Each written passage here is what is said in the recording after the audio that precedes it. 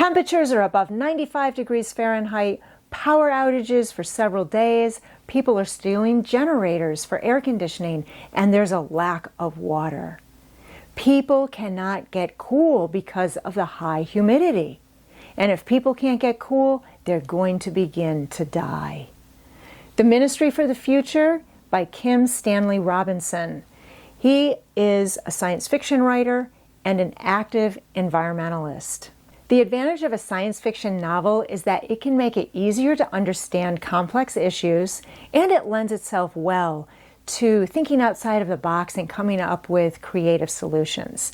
This is also known as hard science fiction. It's close to reality, deals with accurate science. The time period is from 2025 to 2050. Frank Mays is one of the main characters, and he is a survivor from the heat wave in India, and he ends up in Switzerland, where the Ministry for the Future is headquartered. The Ministry for the Future is a committee that's set up by the Paris Agreement to act as an advocate for future generations so that they have a habitable place to live.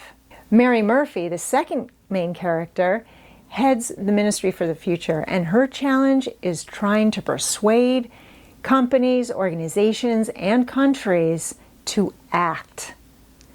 And many people aren't listening, and governments aren't doing enough. The novel rotates among several areas, a few being science, economics, and social justice. The topics in relation to science include reducing glacial melt to prevent sea level rise, increasing cloud particles up in the atmosphere to help cool the temperature, building animal corridors, and the 2,000 Watt Society, which is an actual society that started in Switzerland. Their goal is to reduce the energy consumption per person in industrialized countries down to 2,000 watts without compromising living standards. That's about 48 kilowatt hours per day. Economically, the novel talks about the control of central banking, carbon coins, co-ops, and reducing and the greening of transportation. In regards to social justice, we hear the voices of refugees who have lost their possessions, their homelands, their family, maybe even their citizenship.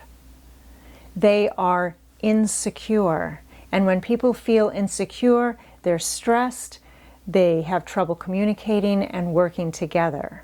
So the focus is we want people to feel secure. In order to feel secure, basic needs must be met.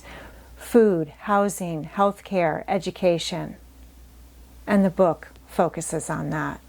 I love The Ministry for the Future by Kim Stanley Robinson. He understands that climate change is a complicated issue. He focuses on the positive and possible solutions and encourages everyone to work together. Thanks for watching, keep reading, and have a great week.